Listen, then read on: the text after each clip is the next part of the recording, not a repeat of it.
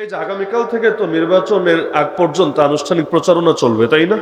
আজকে প্রতীক বরাদ্দ গেল, কালকে থেকে প্রচারণা। আমার আশঙ্কা, আল্লাহ আমার আশঙ্কাকে ভুল করব, আমার আশঙ্কা আগামীকাল থেকে নিয়মিত হয়তো ভিডিও আমরা দেখতে শুরু করব। আজকে এই জেলায়, কালকে ওই জেলায়, আজকে এই এলাকায়, কালকে ওই এলাকায় আলেমদের সামনে বেয়াদবি হয়তো শুরু হবে। আল্লাহ হেফাজত করুন। এমন একটা জামানা, স্বার্থে আঘাত লাগলে আরে আলেম তো আলেম, নিজের বাপরেও অনেকে ছাড় দেয় না। মা বোনের গায়ে পর্যন্ত হাত তুলতে একটাবার বিবেকে বাঁধে না, একটাবার বিবেকে পর্যন্ত বাঁধে না যে একজন মা বোনের গায়ে হাত তোলা এটা তো কোনো বীর পুরুষ, কোনো মর্দে মুজাহিদ, কোনো বিপ্লবী, কোনো ধরনের যোদ্ধার আচরণ হতে পারে না। কারণ নারীর সঙ্গে লাগার মধ্যে কি বীরত্ব আছে? এতই যদি হেডম থাকে তাহলে বীরের সঙ্গে লেগে প্রমাণ করুক কার গায়ে কত জোর আছে। কিন্তু আল্লাহ হেফাজত করুক। অন্ধত্ব এমন জিনিস, স্বার্থ এমন জিনিস যেটা মানুষকে মাঝে মাঝে আর মানুষের কাতারে রাখে না, পশুর কাতারে নামিয়ে আনে। তো এখন সাঙ্গপাঙ্গরা লাফিয়ে উঠলো, কিরে হামজা তোর এত বড় সাহস, আমাদের নেতার গায়ে হাত তুললি, আজকে তোর একদিনকে আমাদের একদিন। ভাবটা এমন হামজার সঙ্গে লাগতে যাবে, কিন্তু আবু জাহাল জানে হামজার গায়ে একটা টাচও যদি লাগে এর পরিণতি কতটা ভয়ঙ্কর হবে, এটা আর কেউ না জানলেও আবু জাহাল ভালো করে জানে। এখন ইসলাম দিয়েছেন কে? ইসলামকে বিজয় করবেন কে? আল্লাহ। আমরা যদি হতে পারি ওসিলা, কপাল খুলে যাবে ইনশাআল্লাহ। করবেন আল্লাহ, আমরা কিচ্ছু না। আরে আমরা তো কিছুই করতে পারি না, কাউরে খাওয়াতেও পারি না, কাউরে বাঁচাতেও পারি না, কাউরে সুস্থতাও দিতে পারি না, কোনো কিছু আমাদের হাতে না। আমরা তো জাস্ট ওসিলা। ইসলামকে বিজয়ী করবেন আল্লাহ, কিন্তু এতে যদি আমার কিছু অবদান থাকে কপাল খুলে যাবে ইনশাআল্লাহ। এখন আমি মূল দু একটা পয়েন্ট বলে আলোচনার ইতি টানবো। মাঝখানে প্রাসঙ্গিক আলোচনায় গিয়ে কথায় ছন্দপতন ঘটেছে। সেটা হলো, বাংলার বুকেও ইসলাম বিজয়ী হোক আপনারা চান তো ইনশাআল্লাহ? ইসলাম বিজয়ী হচ্ছে না কেন? ইসলাম বিজয়ী হোক এটা যদি আমি জিজ্ঞেস করি চান কে কে, পুরো বাংলাদেশে আমার ধারণা অধিকাংশ মানুষই একমত হবে, অধিকাংশই হাত তুলবে। শুধু টাঙ্গাইলে না, শুধু ময়মনসিংহে না, শুধু ঢাকায় না, পুরো বাংলাদেশের কমন চিত্র এটা। তাহলে হচ্ছে না কেন? আমি ব্যক্তিগতভাবে কয়েকটা কারণ বুঝি। সমস্যাগুলো সামনে আসলে সমাধান একসময় বের হবে ইনশাআল্লাহ। আমি কয়েকটা কারণ বুঝি। এক নম্বর কারণ হলো, নবী সাহাবীদের সঙ্গে আমাদের বড় একটা পার্থক্য আছে এখানে। আমরা ধর্মপ্রাণ, আলহামদুলিল্লাহ, এতে সন্দেহ নাই। আমাদের ভেতরে আবেগ আছে, এতে কোনো সন্দেহ নাই। কিন্তু আল্লাহর নবীর সাহাবীরা তারা প্রত্যেকেই ছিলেন এক একজন সৈনিক। প্রতিজন সাহাবীদের সংখ্যা কম ছিল, সংখ্যা কম ছিল, কোনো সন্দেহ নাই। কিন্তু তারা আবেগী সমর্থক ছিলেন না। তারা প্রত্যেকে প্রশিক্ষিত কর্মী, দক্ষ জনশক্তি, জানবাদ সৈনিক, মর্দে মুজাহিদ ছিলেন। এজন্য দেখবেন মক্কার জামানায় সব মিলিয়ে সাহাবী কত জানেন? আজকের এই মাহফিলে যত লোক আছেন না, এর অর্ধেকও না। মক্কায় 13 বছর নবী দাওয়াত দিয়েছেন, 1000টা লোকও কালেমা পড়ে মুসলমান হয় নাই। এত কম, এত কম, এত কম। কিন্তু মদিনার বুকে নবী যখন গেলেন, সর্বপ্রথম ইসলামী রাষ্ট্র কায়েম হয়ে গেল। বলবেন না মদিনায় মনে হয় সবাই মুসলমান ছিল না? তাও না, তাও না। মদিনার সবাই মুসলমান ছিল এটা পাগলও তো বলবে না। মদিনায় প্রচুর ইহুদি ছিল, ইহুদিদের তিনটা গোত্র ছিল, বনু নাজির, বনু কুরাইজা, বনু কাইনুকা।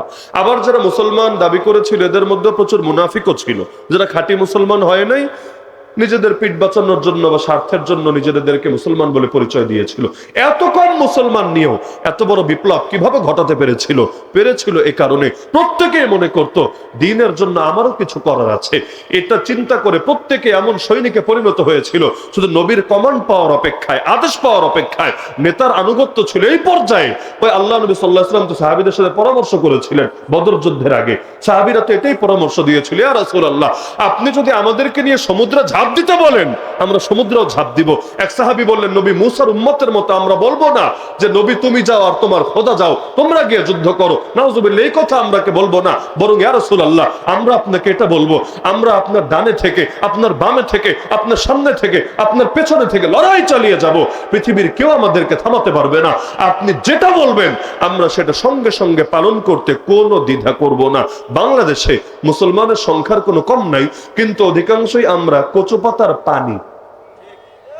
বিপদ আসতে দেরি, আমাদের নাই হতে দেরি না। বাতাস আসতে দেরি, আমাদের ঝরে যেতে পড়ে যেতে দেরি না। এভাবে মুসলমান যদি আরো 10 গুণও বাড়ে কখনোই বিজয় আসবে না। বরং প্রত্যেকেই এক একটা এমন জানবাজ মুজাহিদ হতে হবে। ভাবতে হবে ইসলাম রক্ষার দায়িত্ব শুধু হুজুর দেন না, ইসলাম রক্ষার দায়িত্ব শুধু হাফেজ মাওলানা দেন না, ইসলাম রক্ষার দায়িত্ব শুধু অমুক দল আর তমুক দলের না। ইসলাম রক্ষার দায়িত্ব আমার, ইসলাম রক্ষার দায়িত্ব তোমার, ইসলাম রক্ষার দায়িত্ব সকলের। মূলত ইসলামকে রক্ষা করবেন আল্লাহ। কিন্তু যদি আল্লাহর যেটা নিজের জিম্মাদারিতে নিয়েছেন ওটাকে নিজের কাজে ভাবতে না পারি, আমি কি বান্দা হলাম, কি গোলাম হলাম? আরে গোলাম তো তার মনিবের কাজই করে না, অন্য কারো কাজ করে। যেই গোলাম তার মনিবের কাজ করে না সে তার কিসের গোলাম? তাহলে মনিব তার মিশন নিয়েছেন, তিনি ইসলামকে হেফাজত করবেন। এখন গোলাম তার দিক থেকে সর্বোচ্চ চেষ্টা চালাবে, আমি আমার রক্ত দিয়ে হলেও আমার মনিবের এই কাজটাকে আগায় নিব ইনশাআল্লাহ।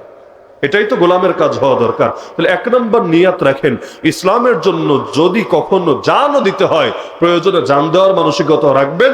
আর যদি জান দেওয়ার পরিস্থিতি নাও আসে, প্রত্যেকে আল্লাহ যাকে যে যোগ্যতা দিয়েছেন, যে প্রতিভা দিয়েছেন, সেটা দিয়ে প্রত্যেকে ইসলামের জন্য সৈনিকের মতো অবদান রাখার চেষ্টা করবেন।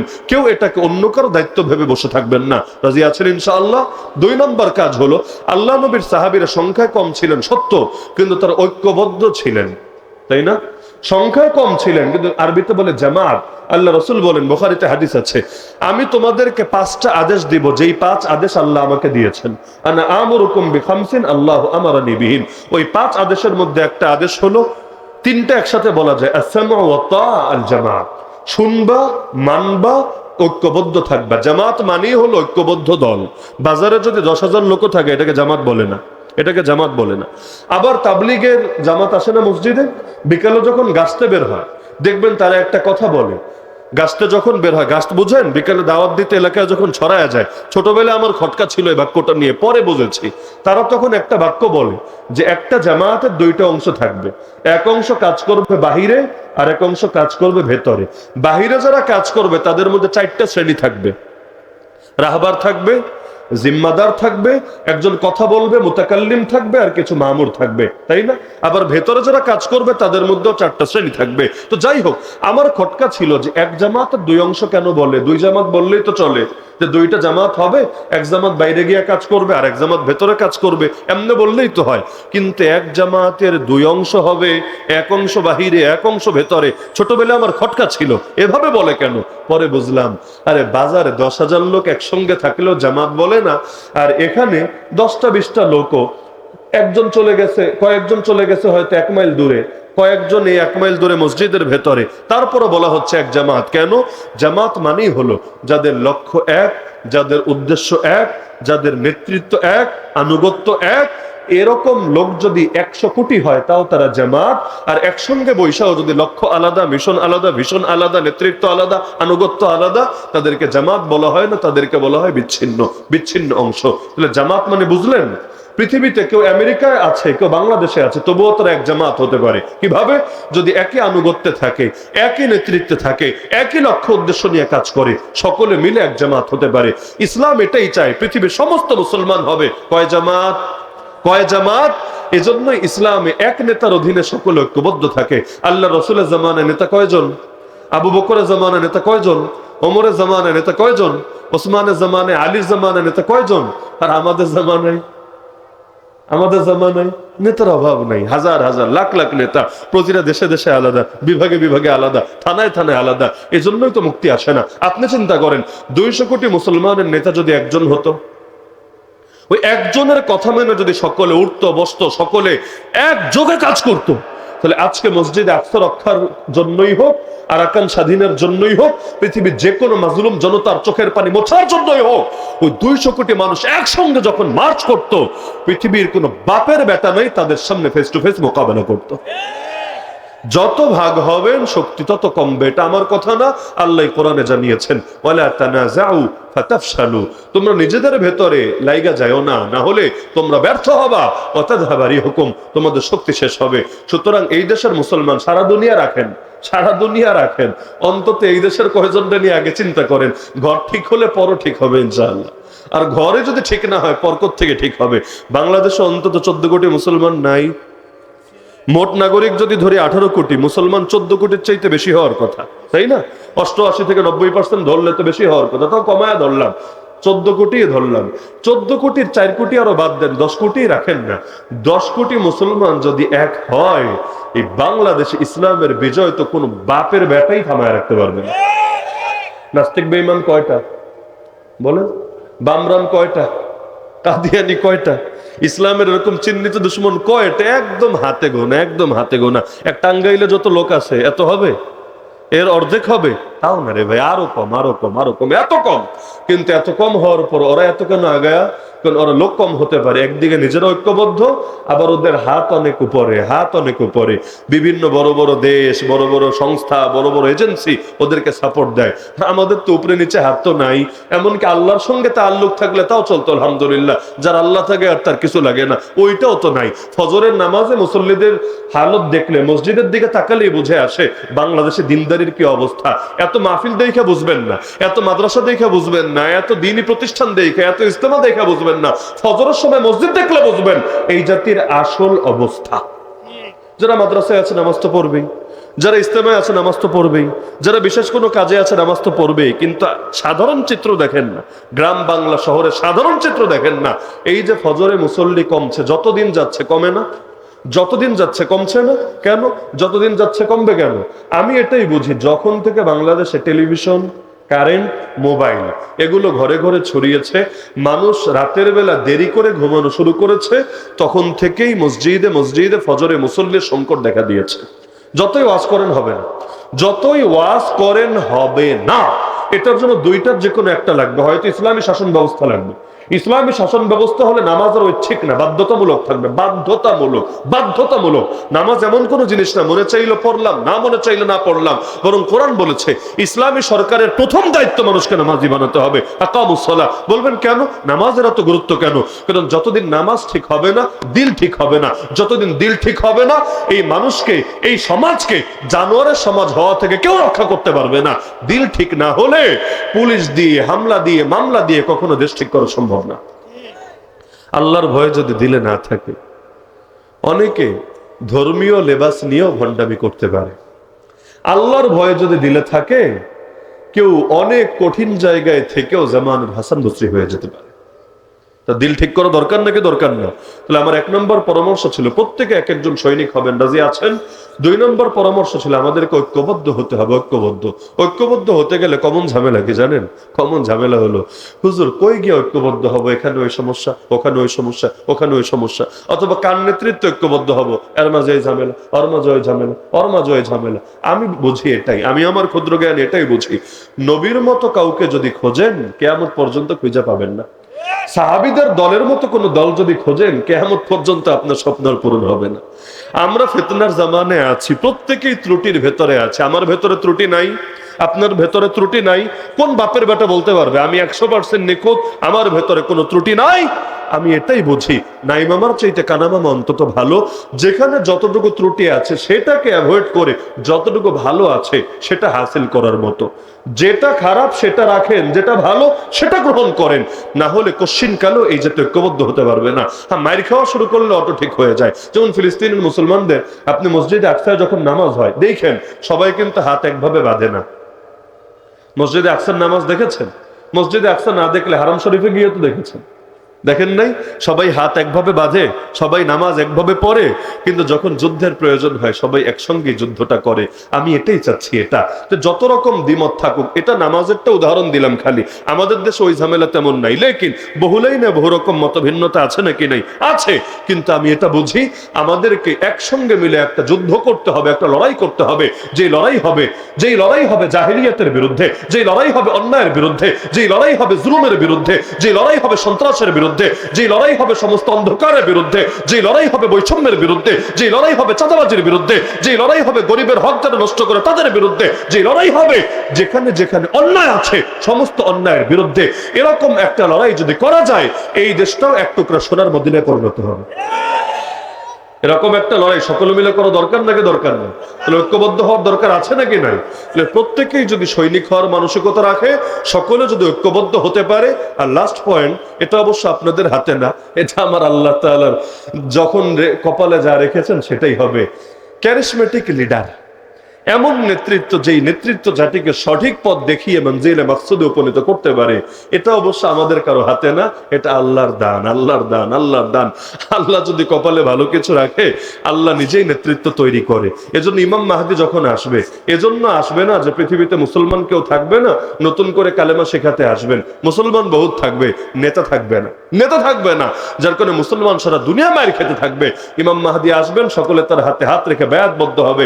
আলহামদুলিল্লাহ, এমন এমন নেতৃত্ব দিবেন, হাদিসে আছে মাত্র 7, 8 অথবা 9 বছর। তার শাসন বেশি দিন না, হাদিসে 3টা শব্দ আছে, 7 অথবা 8 অথবা 9 বছরের ভেতরে সারা জমিনকে ইনসাফ দিয়ে ভরে দিবেন, খেলাফত প্রতিষ্ঠা করবেন। এক পর্যায়ে 7, 8 বা 9 বছরের মাথায় দুনিয়া থেকেই চলে যাবেন। এত কম সময়ে পৃথিবীর প্রতিটা ঘরে ঘরে ইসলামকে পৌঁছে দিয়ে যাবেন। তার নেতৃত্ব যদি আলহামদুলিল্লাহ যোগ্য হয়, অল্প সময় অনেক বরকত হয়। না হলে রক্তের পর রক্ত যায়, জুলুমের পর জুলুম যায়, দিন শেষে কপালে যা লেখা তাই থেকে যায়। এজন্য আল্লাহ কোরআনে দোয়াও শিখিয়েছেন, ওয়াজআল লানা মিন লাদুনকা ওয়ালিয়্যা ওয়াজআল লানা মিন লাদুনকা নাসীরা। হে আল্লাহ, আপনার পক্ষ থেকে আমাদের জন্য অভিভাবক বানায় দেন, আপনার পক্ষ থেকে আমাদের জন্য সাহায্যকারী বানায় দেন, যারা আমাদেরকে জালিমদের হাত থেকে রক্ষা করবে। আল্লাহ আমাদেরকে এমন ইমাম, এমন নেতা দিয়ে দেন। এই দোয়াটা তো অন্তত করতে পারবো ইনশাআল্লাহ। তাহলে কয়টা পরামর্শ দিলাম? 3টা। 1 নম্বর হলো প্রত্যেকে দ্বীনের মুজাহিদ হতে রাজি আছেন তো ইনশাআল্লাহ? নবীর কোন সাহাবীটা মুজাহিদ ছিলেন না আমারে বলেন তো? সব যুদ্ধ তো আর হাত দিয়ে অস্ত্র দিয়ে হয় তা না, কিন্তু কোনো না কোনো ভাবে ইসলামের জন্য অবদান রাখেন নাই, ইসলামের জন্য বিভিন্ন রকম কোরবানি দেন নাই, ইসলামের জন্য বিভিন্ন ত্যাগ স্বীকার করেন না। এমন সাহাবী কে আছে? পারলে আমাকে নামটা বলেন না। যেমন হাসান বিন সাবিত, তিনি যুদ্ধ করতে জানতেন না। হাসান বিন সাবিত তিনি তরবারি চালায়া যুদ্ধ করতে অভ্যস্ত ছিলেন না, সবাই সব পারে না, কিন্তু এমন এক জবান আল্লাহ তাকে দিয়েছিলেন, এমন এক জবান। নবীর মদিনার মসজিদের মধ্যে মিম্বার 2টা ছিল, এক মিম্বারে নিজে উঠে খুতবা দিতেন, আর একটা মিম্বার হাসান বিন সাবিতের জন্য বানিয়েছিলেন। তিনি সেখানে দাঁড়িয়ে কবিতায় কবিতায় আমার নবীরে যত গালি দিত মক্কার মুশরিকরা, তিনি এর চাইতে ভালো কবিতা দিয়ে ওদের সব গালির জবাব দিতেন, ওদের সব ষড়যন্ত্রের চমৎকার জবাব এমন ভাবে দিতেন, নবী খুশি হয়ে দোয়া করেছিলেন, হে আল্লাহ, জিবরিল আমিনকে দিয়ে আমার হাসানকে শক্তিশালী করেন। তাহলে দ্বীনের জন্য সবাই জিহাদ করতে রাজি আছেন তো ইনশাআল্লাহ? জবান দিয়ে, কলম দিয়ে, জান দিয়ে, মাল দিয়ে, যার যা আছে সবকিছু দিয়ে প্রত্যেকে মুজাহিদ হবো ইনশাআল্লাহ। নাকি বলবেন হুজুর মুজাহিদ মানে জঙ্গি, জিহাদ মানে জঙ্গ, আমরা জঙ্গিবাদ আর জঙ্গি হতে রাজি না, নাউজুবিল্লাহ। এইরকম কাফেরদের শেখানো কথা জবান দিয়ে বলবেন? আরে বলবেন। জিহাদ জিহাদ ইসলামের ফরজ বিধান, কোরআনের শিক্ষা দেওয়া বিধান। আর জঙ্গিবাদ এটা তো গালি। কেউ যদি মনে করে জিহাদও যা জঙ্গিবাদও তা, সে বেঈমান। কেউ যদি মনে করে জিহাদও যা জঙ্গিবাদও তা, সে বেঈমান। কারণ জিহাদ শিখিয়েছেন কে? শিখিয়েছেন কে? আল্লাহ। জিহাদ এসেছে অন্ধকার দূর করতে, আর জঙ্গিবাদ শব্দটা তো গালি হিসাবে ব্যবহার করা হয়েছে ইসলামকে দমানোর স্বার্থে। সুতরাং প্রত্যেকে মুজাহিদ হতে রাজি আছেন তো ইনশাআল্লাহ? আলাদা আলাদা মুজাহিদ হবেন না সকলে এক হওয়ার চেষ্টা করবেন? এক হতে গেলে কার কোথায় খুঁত, কার কোথায় ত্রুটি এটা দেখবেন না, বরং কার কোনটা ভালো, কার কোনটা সুন্দর সেটা দেখে ঐক্যবদ্ধ হবেন। আর আল্লাহর কাছে একটা দোয়া করবেন, আল্লাহ যাতে এমন নেতৃত্ব দান করেন যার নেতৃত্বে আগামীর বাংলাদেশেও কালেমার পতাকা উড়বে, যার নেতৃত্বে আগামীর বিশ্ব ইসলামের বিশ্ব হবে, যার নেতৃত্বে বাবরি মসজিদ আবারও আবাদ হবে, যার নেতৃত্বে আমাদের মসজিদ আকসা আবার মুক্ত স্বাধীন হবে, যার নেতৃত্বে আরাকানের মাজলুমদেরকেও তাদের ঘরে নিরাপদে ফিরিয়ে দেওয়ার অধিকার প্রতিষ্ঠা করা হবে, যার নেতৃত্বে পৃথিবীর সমস্ত মাজলুমদের চোখের পানি মুছে দেওয়া হবে, যার নেতৃত্বে আমাদের ভাই ওসমান হাদি থেকে শুরু করে সমস্ত মাজলুমদের যথাযথ বিচারের ব্যবস্থা করা হবে, যার নেতৃত্বে সমস্ত অন্যায়ের বিরুদ্ধে জান প্রাণ লড়াই করা হবে। এমন দোয়া করতে রাজি আছেন তো ইনশাআল্লাহ? আল্লাহ সবাইকে তৌফিক দান করুন। আজকের এই মাহফিলকে